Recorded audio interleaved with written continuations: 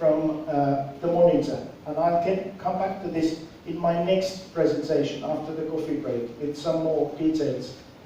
Then the room influence will be clearly audible in the sound of your monitor.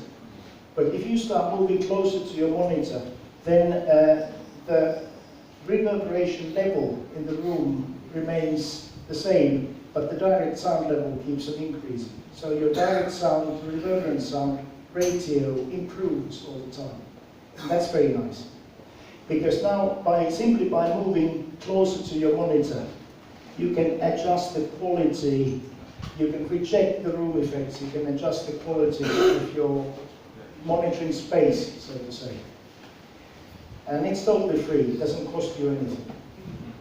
You don't need a room designer for this.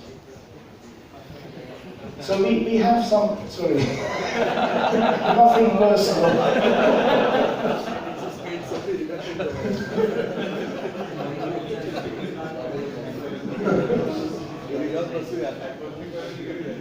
So these are some of the benefits that we can have if we have a three-way design, if we can make the three-way design coaxial, and if we can make the coaxial design compact, we can actually use this in all kinds of spaces, all different sizes of spaces.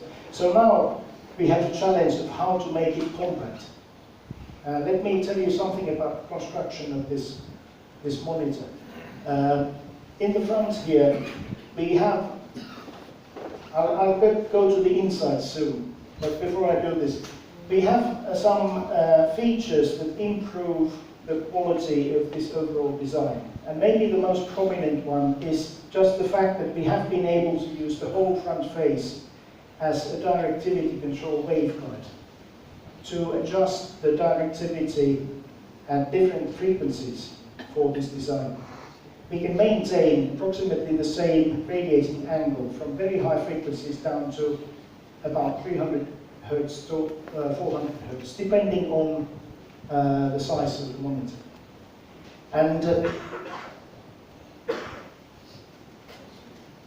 And this is very nice for cleaning out the off-axis sound for this kind of design.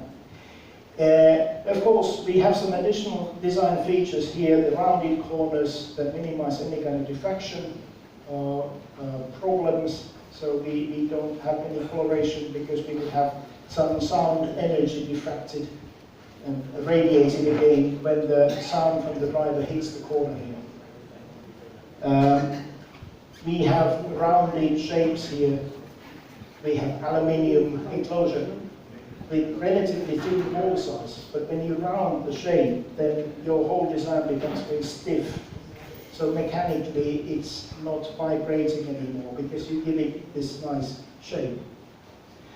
And you can actually test for this. So when you come up here, you can knock on the side here and you can experience how much this is ringing.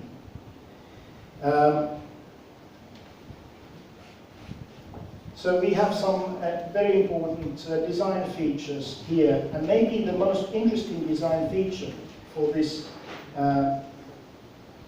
monitor is the fact that you don't see the woofers.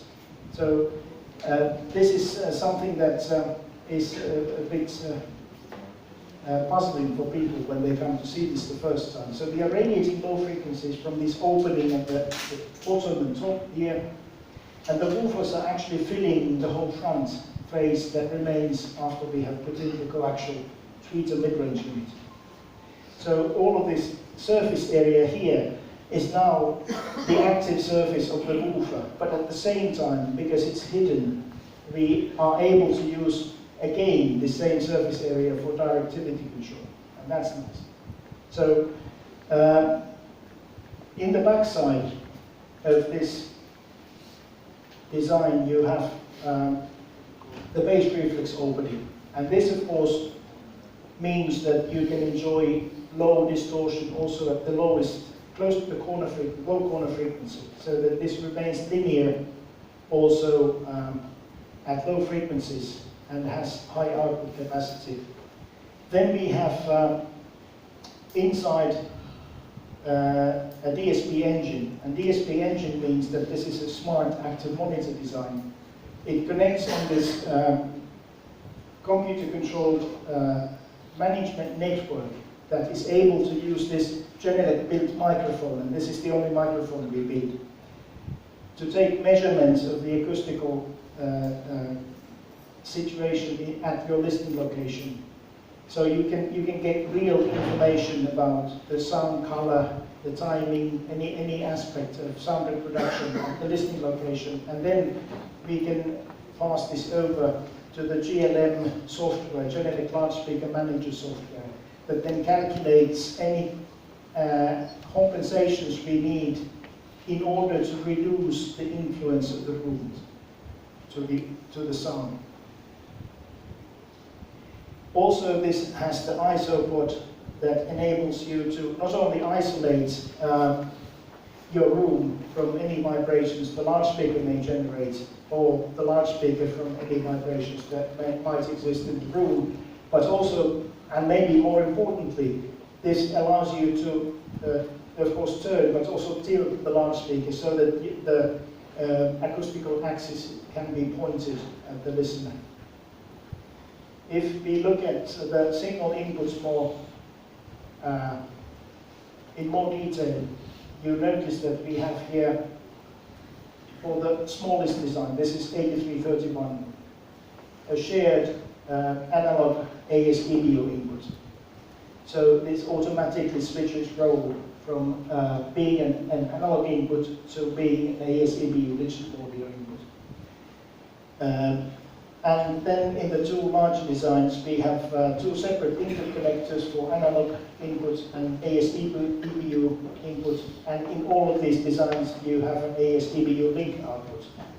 So you can daisy chain a copy of your digital audio signal to further loudspeakers and subwoofers. And then using the Genelec Loudspeaker Manager, you can give a command to the subwoofers and the loudspeakers to turn on their bass management filters, so that you can bass manage this whole system. You can cross over effectively from the subwoofer to your main system without changing the signal in the digital domain in any way.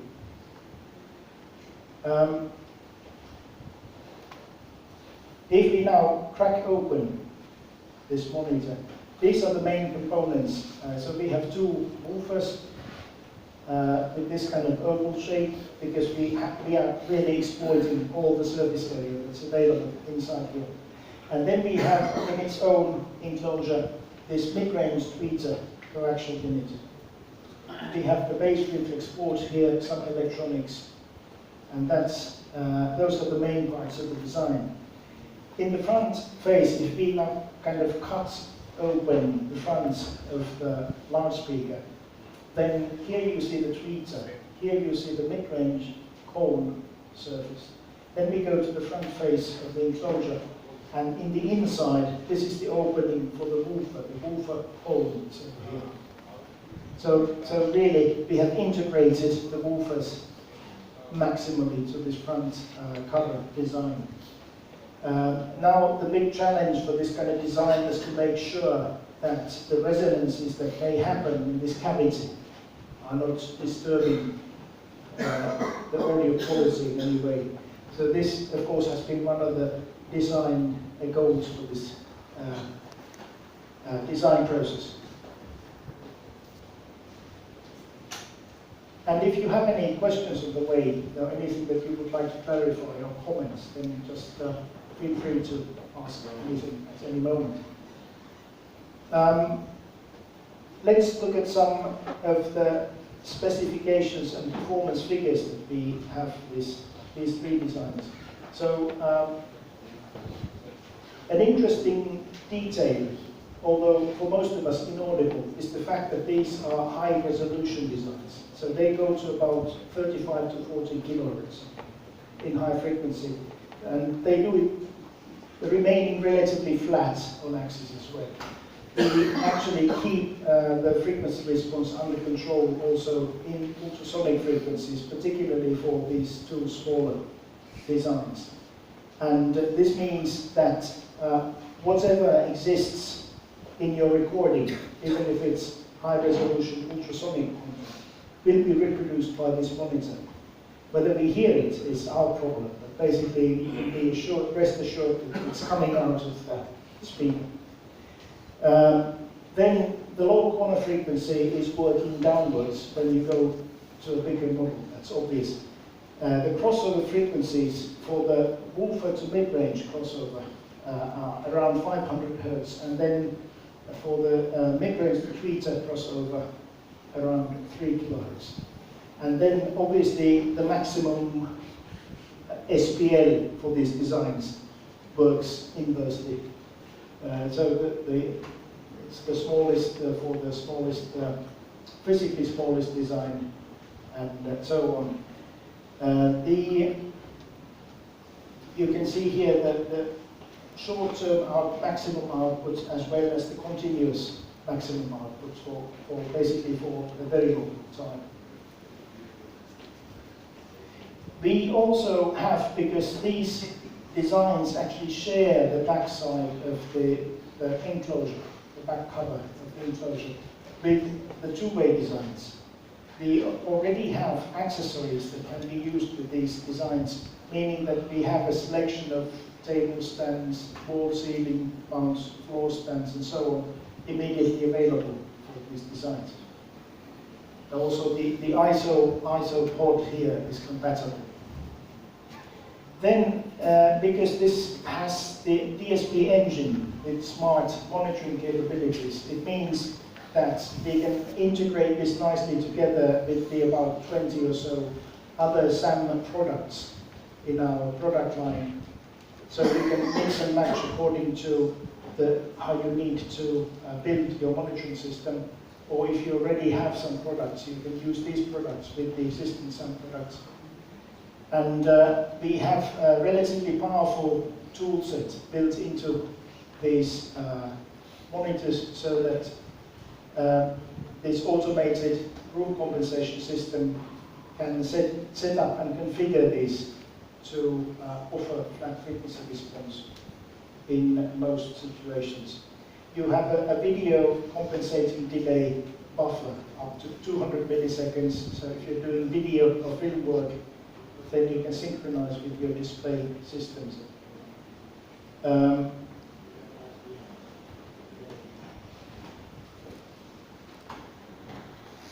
Here is an example of the room and location specific calibration, room calibration.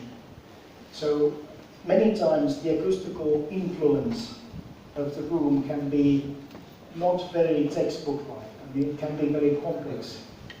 But with measurements of the actual situation, you can find out how the room is behaving and how the room is influencing the sound.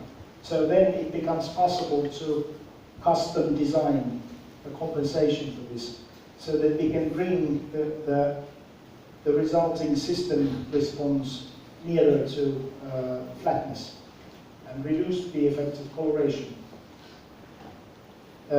We also offer in GLM software this loudness motivated sound level calibration.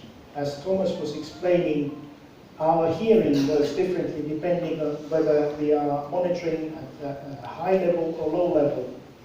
And in order to eliminate this as a factor influencing our decision making during the mixing process, we should standardize the monitoring level.